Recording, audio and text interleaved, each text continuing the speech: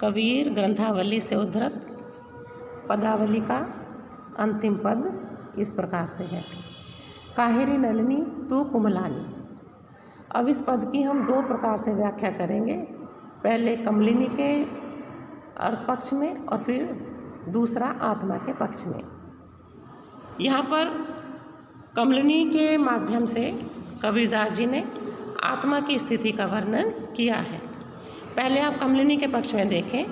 काहेरी नलिनी तू कुमलानी। नलिनी अर्थात कमलिनी और कुमलानी का मतलब मुरझाना। हे कमलिनी, तुम क्यों मुरझा रही हो, तुम क्यों दुखी हो। तेरी ही नाली, नाली मैंने जड़, डंडी, तेरी जड़, तेरी डंडी तो सदा सरोवर के पानी में, तालाब के पानी में रहती है। जल में उत्पत्ति, जल में वास। उत्पत्ति मैंने जन्म लेना, तुम जल से ही जन्म लेती हो। जल में वास, जल में ही सदा रहती हो। जल में नलिनी तोर निवास, निवास मैंने विलीन हो जाना। और अंत में हे कमलिनी, तुम जल में ही विलीन हो जाती हो। ना तली तपती, तली मैंने नीचे से, ना तो तुम्हें नीचे से कोई ताप है, तुम्हारे नीचे आग नहीं है क्योंकि तुम्हारा नीचे तो जल है। ना ऊपरी आग, ना तुम्हारे ऊपर आग है क्योंकि ऊपर भी जल है नीचे भी जल है। नीचे भी शीतलता ऊपर भी शीतलता। तोर है तू कहूँ कासनी लाग, फिर भी तुम क्यों मुरझा रही हो, फिर भी तुम्हारी पीड़ा का क्या कारण है। फिर कबीरदास जी स्वयं ही समझाते हुए कहते हैं कि संभवतः कमलिनी, तुम्हारे मुरझाने का कारण ये है कि तुम सूर्य से प्रेम करने लगी हो।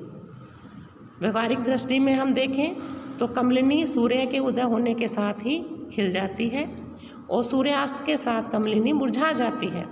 तो कबीरदास जी ने ये स्पष्ट करने का प्रयास किया है कि क्योंकि कमलिनी का प्यार सूर्य के साथ हो गया है, सूर्य के उदय और अस्त के साथ वो खिलती और मुरझाती है, तो चूँकि उसका प्रेम सूर्य से हो गया इसलिए वो मुरझा रही है। आगे कबीरदास जी कहते हैं, कहे कबीर जो दिक समान, कि जो जल के समान हो जाते हैं, ते नहीं मुए हमारे जान, वो कभी भी मृत्यु को प्राप्त नहीं होते। अर्थात अगर कमलिनी जल से ही प्रेम करती, क्योंकि वो जल का ही अंश है, जल से ही उत्पन्न हुई है, तो वो कभी मृत्यु को प्राप्त नहीं हो सकती थी। क्योंकि कमलिनी ने जल का साथ छोड़कर सूर्य से प्रेम कर लिया, इसलिए वो मुरझा गई।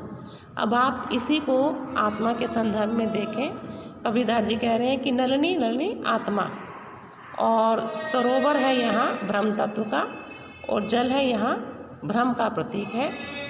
तो कबीरदास जी कह रहे हैं कि हे आत्मा, तुम क्यों मुरझा रही हो। तेरी ही नाल, नाल मैंने मूल, जड़, तेरी जड़ तो परमात्मा में है, अर्थात तुम परमात्मा से उत्पन्न हुई हो, परमात्मा से निकली हो। जल में उत्पत्ति, जल में वास।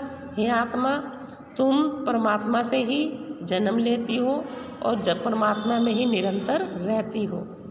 जल में नलिनी तो निवास हो रही आत्मा, अंत में मृत्यु के समय, मृत्यु के बाद तुम जल परमात्मा में ही विलीन हो जाती हो।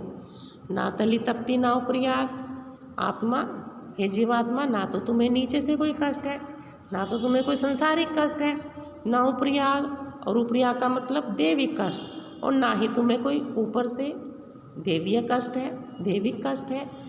फिर भी तुम मुरझा रही हो, फिर भी तुम दुखी और कष्ट में हो, तो उसका कारण क्या है।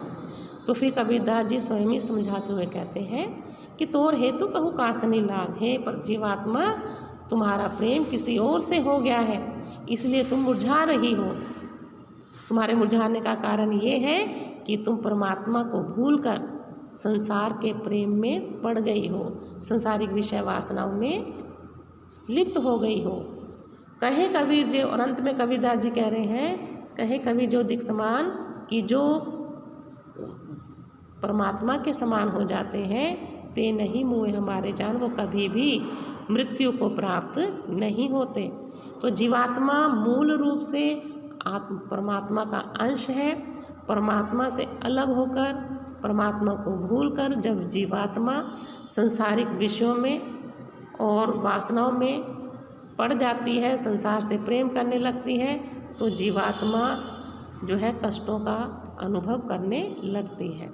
लेकिन जब जीवात्मा परमात्मा के में विलीन हो जाती है तो उसके सारे कष्ट समाप्त हो जाते हैं, वो जन्म मृत्यु के चक्र से मुक्ति पा जाती है। तो आप देखें, इसमें कबीरदास जी ने प्रतीकात्मक शैली का प्रयोग किया है। आप इसे नोट कर लें, प्रतीकात्मक, और इसमें गेय पद है और शांत रस है।